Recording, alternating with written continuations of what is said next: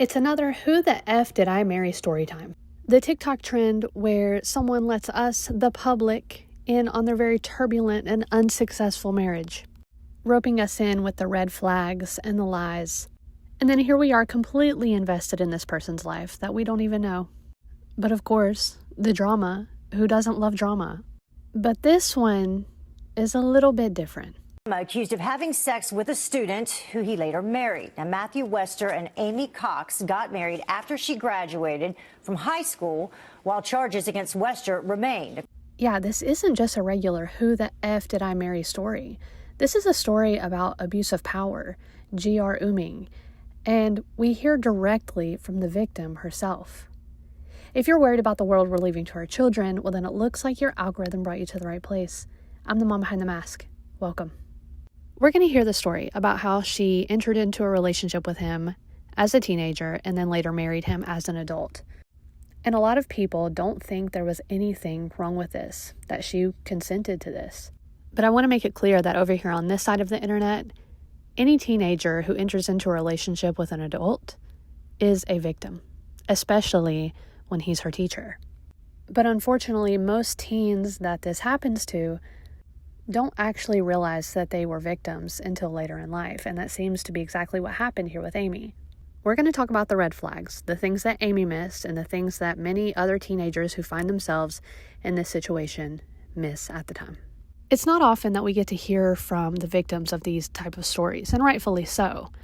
But it's very common for teenagers who enter into these kind of relationships to feel like they're not a victim, to feel like this is consensual. And they don't realize until later in life, usually their mid-20s, that they were, in fact, a victim. When they start to realize, wow, I'm in my mid-20s, and to be attracted to a 17-year-old is actually disgusting. And the fact that it was my teacher makes it even worse. And they start to put pieces of the story together of their past that they realize were not right. And that seems to be exactly what happened to Amy here, except she actually married her abuser. We're going to hear that story, and I have cut out bits and pieces that I thought were not really pertinent because there's a lot of filler information. But if you want to go and check out her full story time, I have her TikTok handle right here, so you can go and check that out. But let's get started. You may remember me a couple years ago. I had posted the story time of how I married my high school teacher. So I'm going to re-put that out there because I was pushed into deleting it when it's my story and other parties could have came out with their story. So whenever I was 17, I was, of course, a senior in high school. One of my teachers, my last period, had slid his number around in a time for me to call him. I had been told that him and the wife were getting a divorce, they weren't living together, and all that came out, and it was not true. He had lied. He was probably my teacher from 9th or 10th grade to my senior year.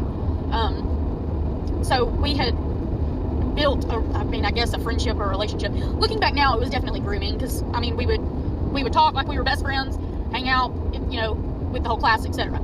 So I truly believed that he told me that they were getting a divorce, and I believed that. I shouldn't have, but I believed it.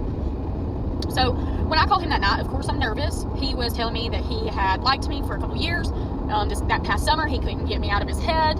Yada, yada, yada. All the love bombing that you could think of going on went on. And in my brain, I truly thought he meant it. I will say, whenever I found out that they were, in fact, not getting a divorce and that was a lie, I remember having a conversation with the wife at the time. And I want to say, she gave me so much grace that I probably couldn't give to somebody else if they had done. So we had continued talking, and it had been going on for about a month and a half. My dad had went out of town, and I went and stayed with him behind my parents' back. And so it was just a slippery slope after that. It had kind of made its way around school. We weren't very quiet about it. I guess you could say it wasn't very secretive because I was 18, didn't think nothing could happen, which is a lie. So it made its way around the school, and one day he had called me the night before and said, I think that they are going to come to the school and question us tomorrow.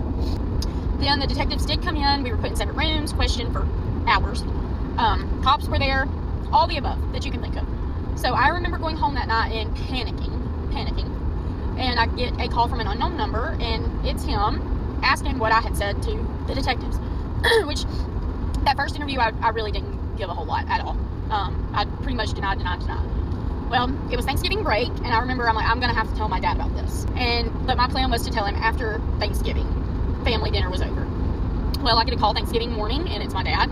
And I instantly knew why he was calling me. And he had asked me about it, and I had told him the truth. And he told me that we needed to sit down after Thanksgiving. You know, pretty much told me that there was no reason for somebody to go to jail over something that I consented to. So we sat down and we had conversations, and was told that him and I were not allowed to talk anymore. And of course, being young and dumb, found a way around that. I want to stop here and talk about what we've heard so far, because when she said her dad said he didn't feel like someone should get in trouble for something she consented to, I was enraged. But she does go on to clarify later that he just said that to get more information out of her so that he could go to the police. So, W Dad. But red flags here, obviously, besides him giving her his number and besides entering into this relationship at all, is how friendly he was with not only her, but all the students. It's good to have a good rapport with your teacher, but when she says things like they were like best friends and just how open and comfortable he was with the students, that's a red flag. There needs to be a line of professionalism drawn there.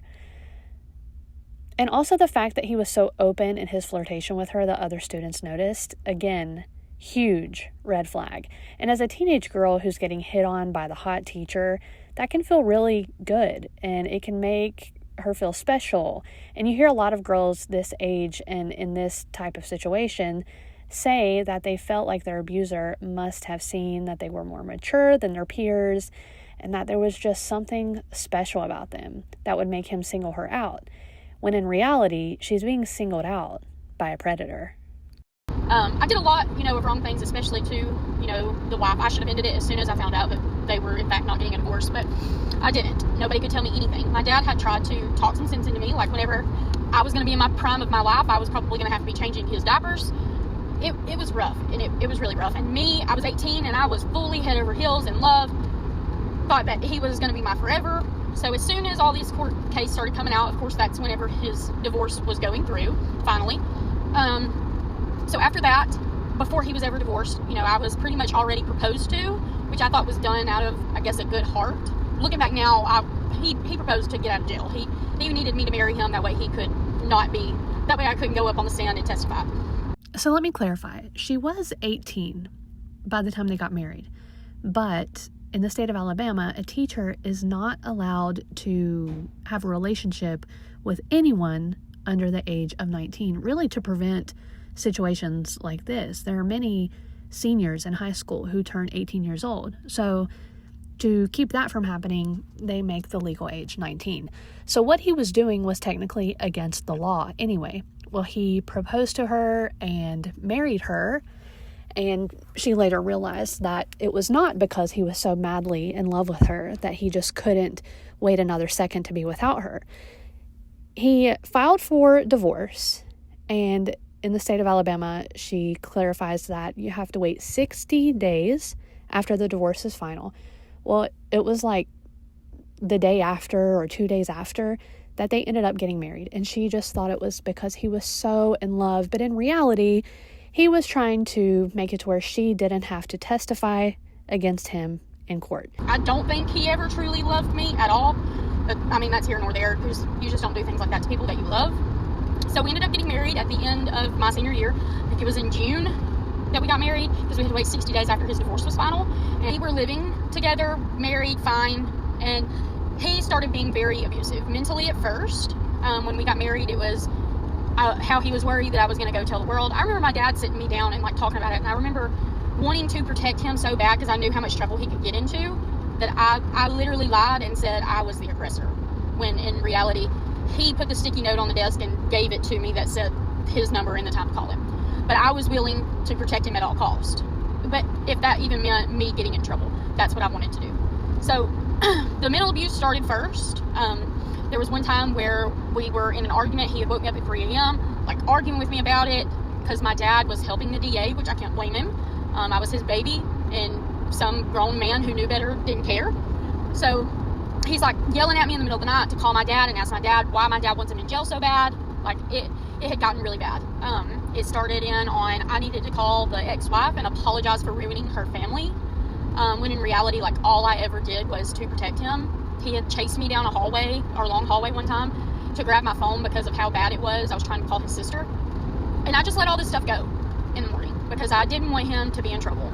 So we moved to a bigger city. Things were okay for a little bit, and that's when things get rocky again.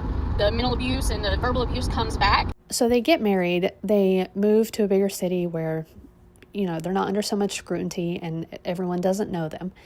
And this is when he begins to isolate her. She's not allowed to talk to her family. The little contact that she can have with her family is monitored. And then he becomes physically abusive, emotionally abusive, and financially abusive when she is the one working for a while, but he has control of the money still. And what's important to take away from this is that while anyone can find themselves in an abusive relationship, when a grown man, a grown adult, man or woman, and this man happened to be in his 40s and married with children, when a grown adult seeks out a relationship with someone who is her age, they are inevitably a predator. However you want to spin it, they are a predator. And they want someone who they can manipulate and control. And that was exactly the case here. Now I'm skipping pretty much all of part 2 because she kind of just reiterates a lot of what she said. And I'm going to skip to the next parts because she clarifies some information and gets into a lot more detail. I'm going to kind of give y'all like a rundown of like the big things that I could remember that I allowed and I accepted and I thought I had deserved it. Number one, being the top one, was I was told to call his ex and apologize and try to get them back together. No one deserves that, but I think he did it because he knew that's what hurt me the most. Number two would, if we were in a fight, it was never like, let's sit down and talk about it like adults. It was a knockout, drag out, and it would end with him either putting his shotgun to his head and telling me to end it, or putting it to my head and putting my hand on it and telling me to end it. No one deserves that. Nobody. Number two was I was always forced to wear makeup. If I didn't, it was an argument. Didn't matter where we were going. Didn't matter if we were sitting at home. Always had to have a full face of makeup on. He said I looked older with makeup, and if I was not wearing makeup, of course, people thought he was my dad. I mean, he was 19 years older than I am. Nobody deserves that either. Some other things that I accepted was always, when it was a knockout, drag out, like I would be crawling down our hallway trying to get away from him, and it was just like tower on top of me. I wasn't allowed to talk to my dad. I could only talk to my mom and my sister, but when my sister had my nephew and my niece, they were not allowed to come over. They were not allowed to stay the night. Nothing. He wanted nothing to do with my family. It was a fight if I wanted to go see them, etc. No one deserves that either. That's him trying to alienate you. It took me a long time and a lot of therapy to realize that I did not deserve any of that, and I should have never had to go through that. And whenever I say, like, I forgive him, it's not for him, it's for me. Because had his child had to come to him and say what I had to go tell my dad, he would have ended up wanting to kill somebody. And so it's kind of just like an F you. So I'm just telling you now, like, October is Domestic Violence Awareness, and I want to bring awareness to it, because nobody deserves that, whether you're a male or you're a female. Nobody deserves to be abused. Nobody deserves to go through that. Nobody deserves to go through worse. I will say it never gets better, and I think I hung on to hope that it would get better, and it never gets better. It only ever gets worse, and I truly mean that. There was times where I was choked in between our sectional couch where it bees. So I just want to say, like, if you're in it, there is a way out, and there's a brighter side to it. I skipped a lot. This is like a 10-part series. Like I said, feel free to go to her TikTok to hear the rest of the story. But most of what she has left to say is clarifying a lot of questions in the comments. So if you find yourself having a question, it's very likely that she answers it. My purpose of sharing this is that we so rarely get to hear from the victims of these kind of stories. And this is a woman who is now in her mid-20s, who is realizing, and has realized for a while now, that she was prey, basically. That her husband was a predator, and that she was ultimately too young to see the light, to see the truth. But teens are not able to consent to these kind of relationships. She come to realize that this man was ultimately someone who wanted to control her. He wanted to be with someone he could control. I want to touch on the fact that the wife of this man was, gave her a lot of grace, she said, and was very polite to her and kind to her. And that's because at the time, this was a grown woman who had come to realize that her husband was a predator. And, Amy, being 17, 18 at the time, just didn't realize that. She is now happily married with children, and she goes into that a lot in her videos, so feel free to go check that out. But I just thought this was really interesting to hear it from this perspective. Usually we're covering these kind of stories off of what we hear on the news, and, rarely the perpetrator themselves if they testify in court. But, hardly ever do we hear from a person who went through it and who is now an adult and telling their side of the story. If you care about keeping kids safe online and in real life, then I welcome you to subscribe and hit that notification bell to support me in that mission. I thank you for being here, and I'll see you in the next one.